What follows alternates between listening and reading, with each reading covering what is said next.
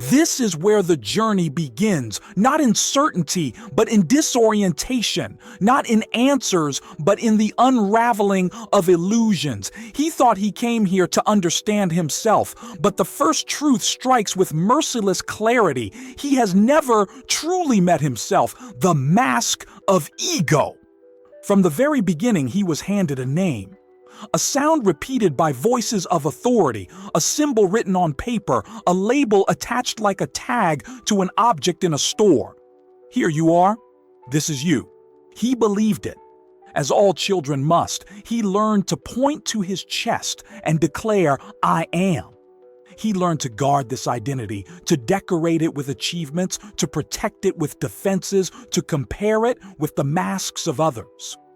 The ego was never born by accident. It was carved, little by little, by the hands of society, by the expectations of parents, by the invisible rules of culture. And so he wore it, the way an actor wears a costume on stage. At first it seemed harmless. After all, a mask is useful in the theater of life. It allows him to play roles, to interact, to belong. But over time, something subtle happened. The mask no longer felt like a mask. It began to feel like skin. He mistook the reflection for the face. He mistook the story for the truth.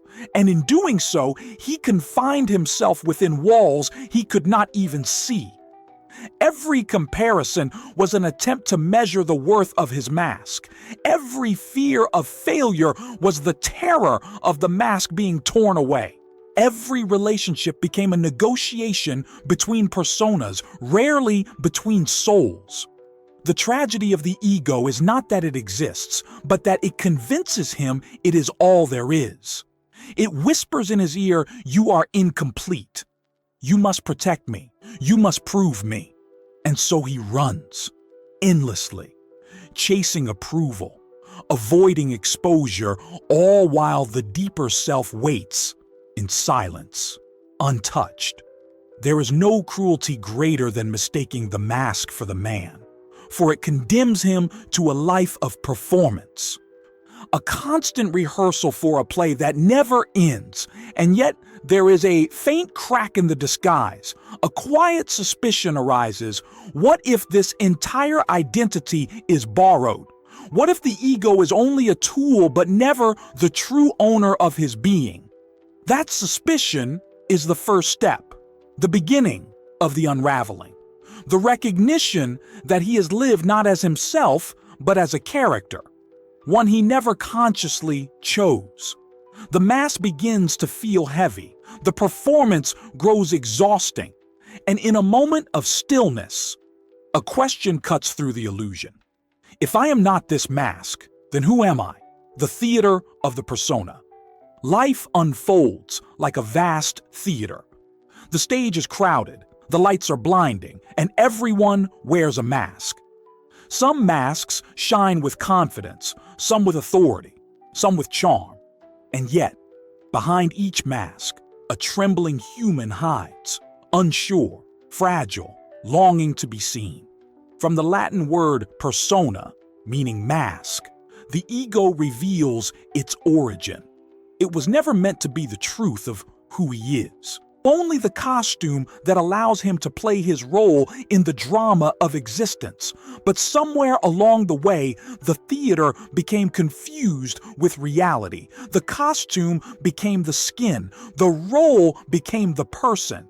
He remembers how early the performance began. As a child, he was taught to smile even when unhappy, to obey when confused, to hide his tears for the comfort of others. The mask was rewarded. The true face was often ignored, and so he learned the script. Say the right words, act the part, be agreeable, be successful, be someone worth watching. But in secret moments, when the curtain fell, he felt the emptiness. The applause never lasted.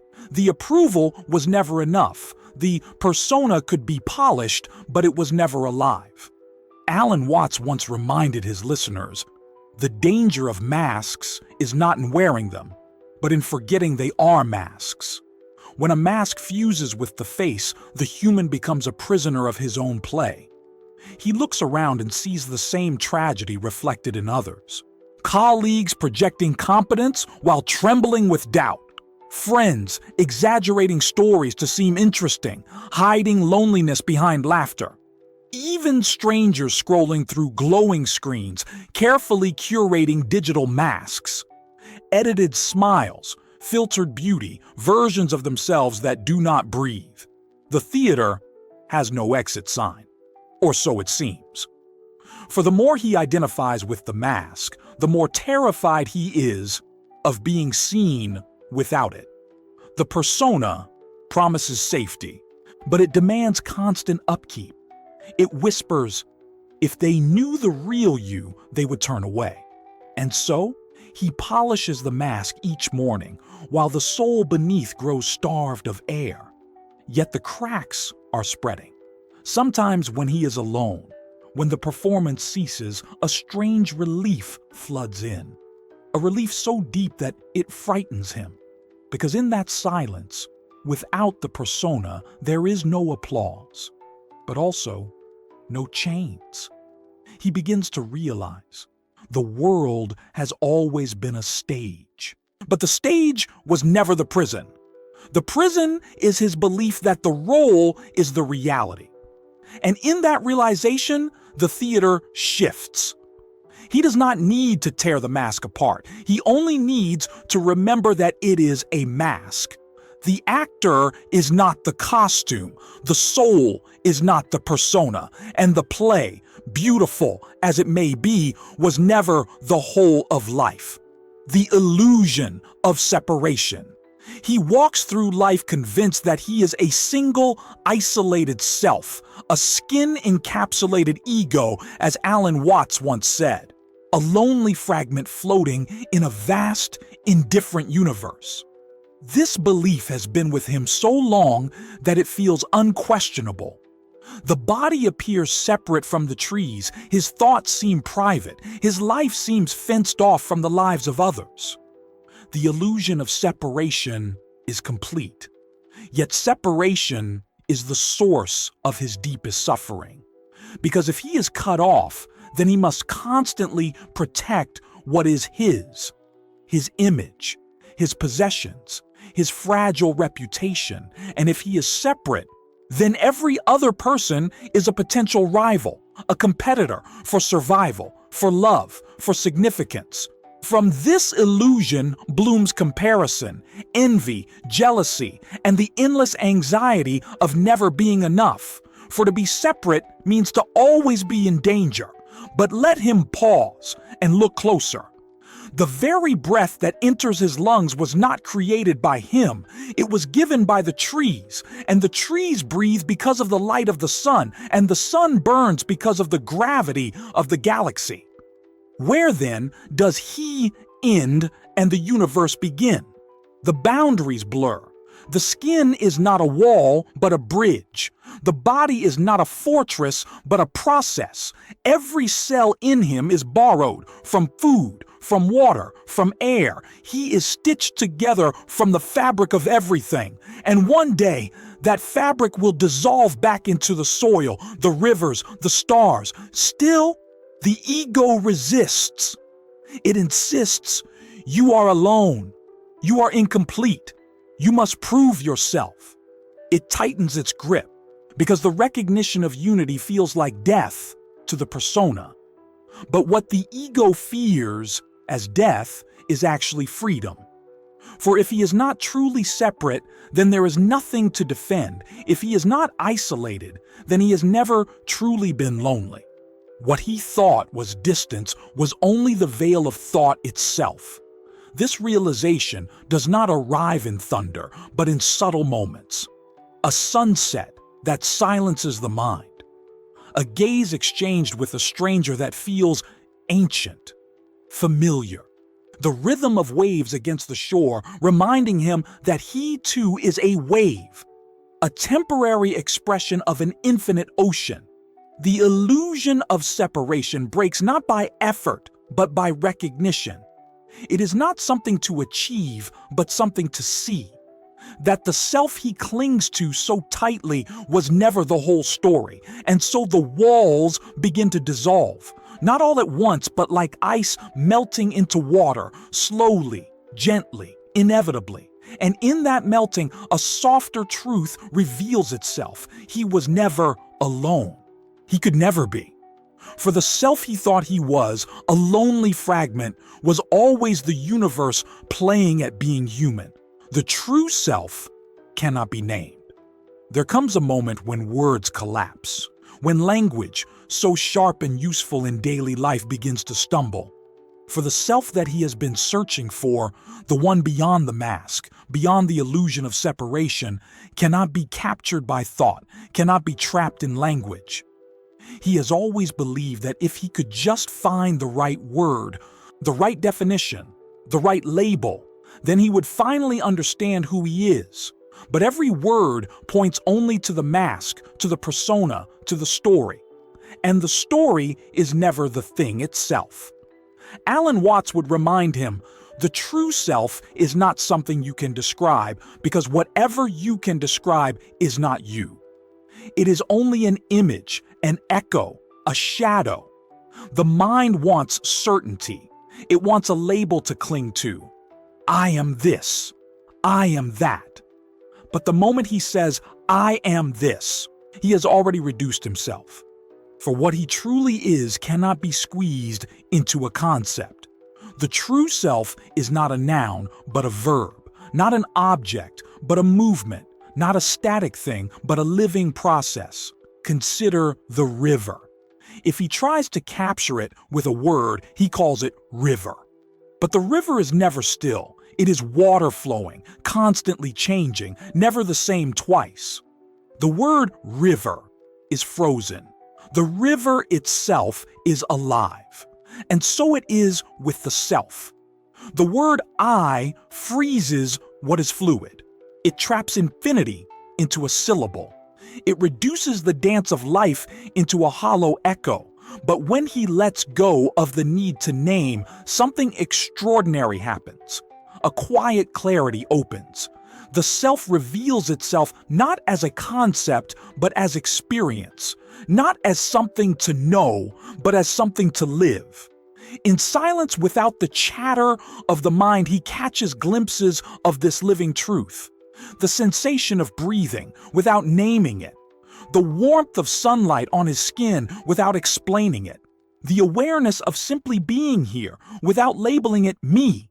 And in that silence, the truth becomes undeniable. The real self is not the thought of I. It is the presence in which all thoughts appear. It is not the mask, not the role, not even the body or the mind. It is the awareness holding them all, but he cannot grasp it, he cannot own it. For the moment he tries, it slips away, like trying to hold water in a clenched fist. It can only be recognized when he opens his hand, when he stops clinging, when he simply allows himself to be. This realization is both terrifying and liberating. Terrifying because the ego dies in the face of the nameless. Liberating because the nameless was always what he truly was. The true self cannot be spoken. It cannot be defined. It cannot be captured in thought. But it can be lived, and in the silence between words, he begins to live it. The ego as a game. By now, he begins to see the ego differently, not as an enemy, not as a curse, but as a kind of game, a role he was meant to play, but never meant to confuse with reality. The tragedy was never in wearing the mask. The tragedy was in forgetting it was a mask. For once remembered, the mask loses its weight. It becomes light, playful, almost comical, like a costume in a carnival or the painted face of an actor on stage. Alan Watts often compared life to a dance, a play, a hide and seek between the self and the universe. And the ego is part of that play. A character created for the joy of performance, a temporary disguise through which the cosmos experiences itself. He realizes that without the ego, life could not be lived in form. Without the I, there would be no story, no drama, no color, no love, no pain. The ego, when seen clearly, is not a prison. It is an instrument, a mask that makes the play possible. The problem arises only when he mistakes the instrument for the musician. When he confuses the mask for the face, the character for the truth. But now, as clarity begins to seep in, he starts to laugh at the absurdity of it all. How seriously he took this little character, how desperately he tried to protect it, how endlessly he struggled to polish the mask when all along it was just a role in the divine theater. This laughter is not cynical, it is freeing. Because once he recognizes the game, he can play it with lightness. He can engage in the drama without being consumed by it. He can fail without despair. He can succeed without arrogance. For both victory and defeat belong to the character, not to the vast self behind the mask. He begins to live as one who knows, knowing that he is both actor and audience, both mask and the one who wears it, both ego and the consciousness beyond ego. And here, a choice opens. He can continue the play unconsciously, clinging to the mask as though it were real. Or he can continue it consciously, aware of the mask, aware of the dance, aware that he is more than what he pretends to be. This awareness transforms everything. Even suffering shifts its texture, pain still comes, loss still cuts, but beneath it there is a strange stillness. A recognition that the one he truly is was never harmed. The ego remains, but now it is transparent. Now it is playful. Now it is a mask he can take on and off without fear of forgetting himself. And so the game continues, but with laughter instead of anxiety, with freedom instead of bondage, with clarity instead of confusion.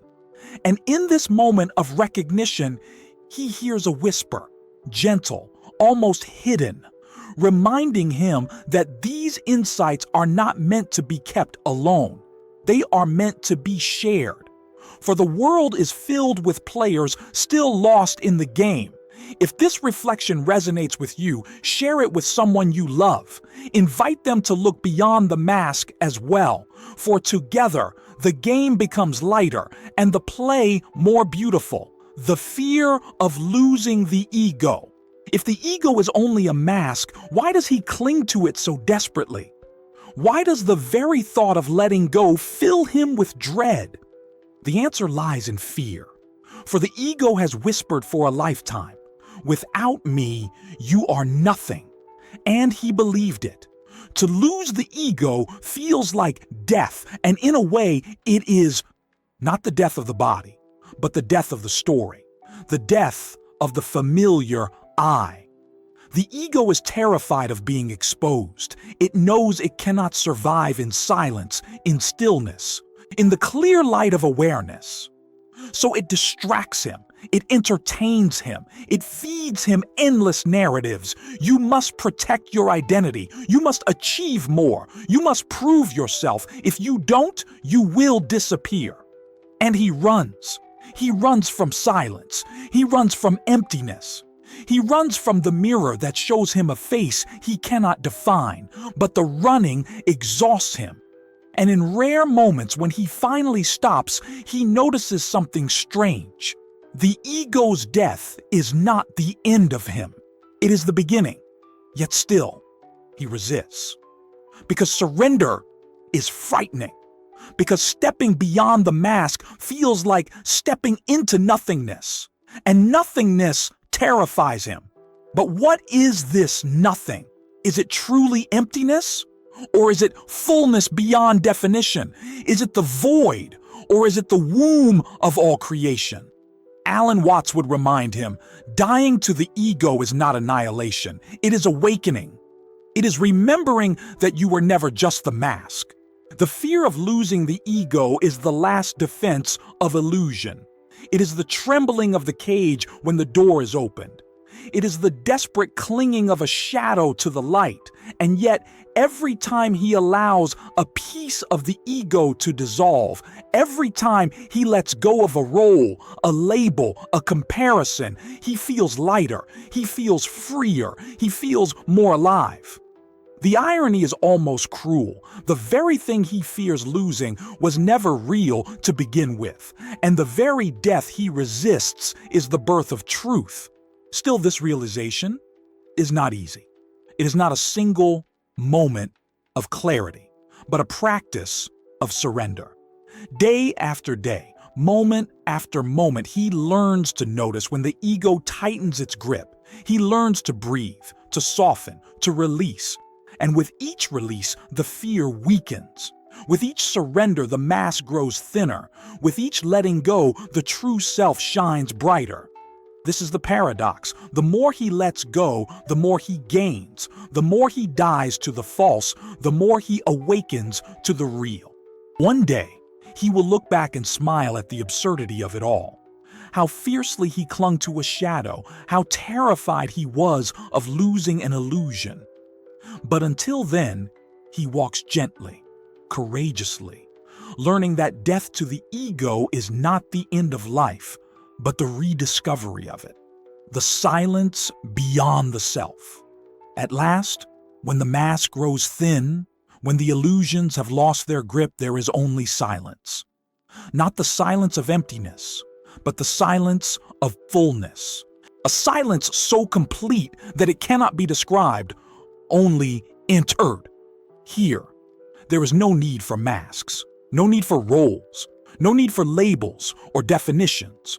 For in this silence, there is no one left to protect, no one left to defend. He notices that the chatter of the mind, which once roared like a storm, has softened into a gentle breeze. Thoughts still appear, but they no longer claim ownership. They rise and fall like waves, but the ocean beneath remains still. This silence is not the absence of life. It is the presence of life, undisturbed by noise. It is the ground of being, the quiet stage upon which the drama of the ego once performed.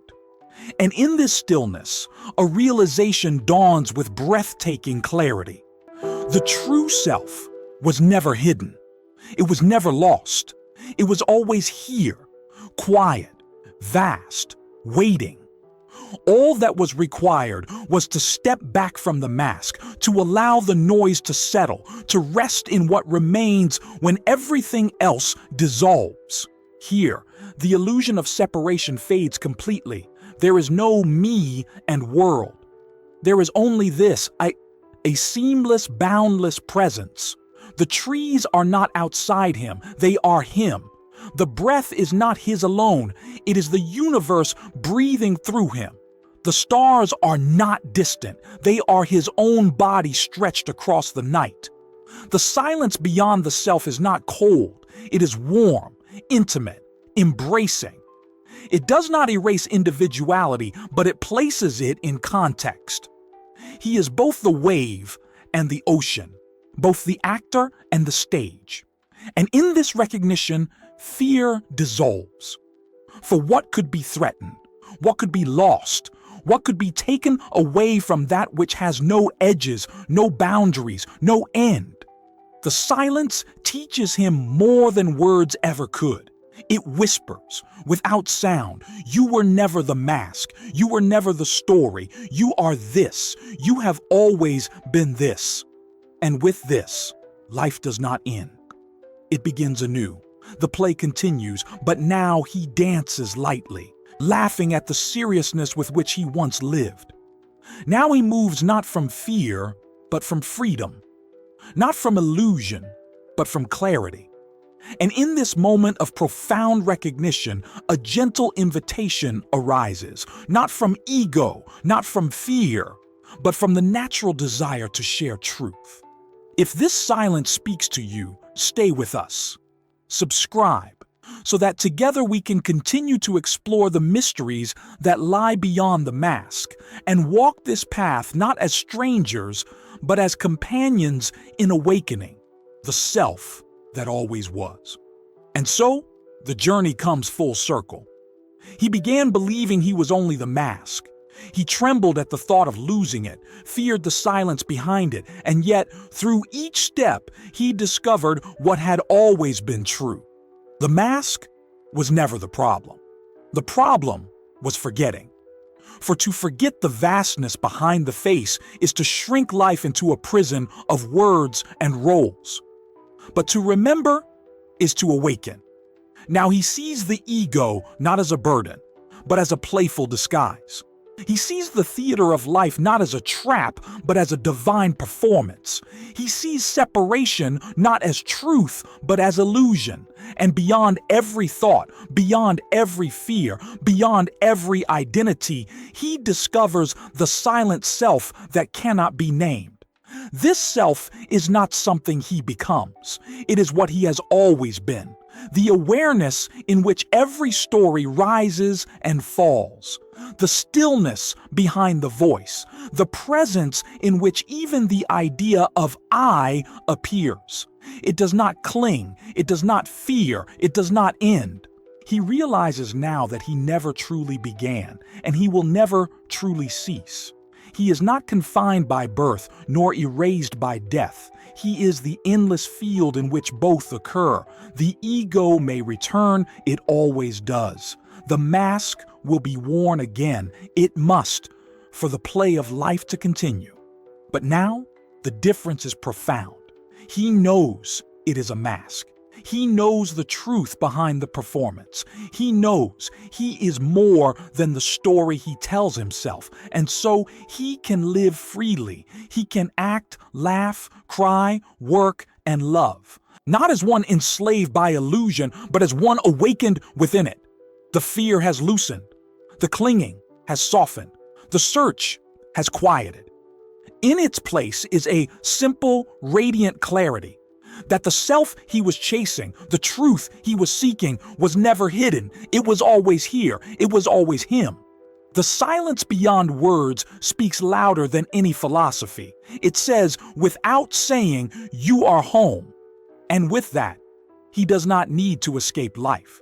He does not need to destroy the ego or reject the play. He can live it fully, knowing he is both the actor and the stage, the wave and the ocean, the story and the silence beyond the story. This is not an ending, it is a beginning. A new way of living, a life carried not by fear, but by presence. Not by masks, but by truth. He does not have to prove himself anymore. He does not have to defend himself anymore. He does not even have to find himself anymore. For he has finally remembered he was never lost.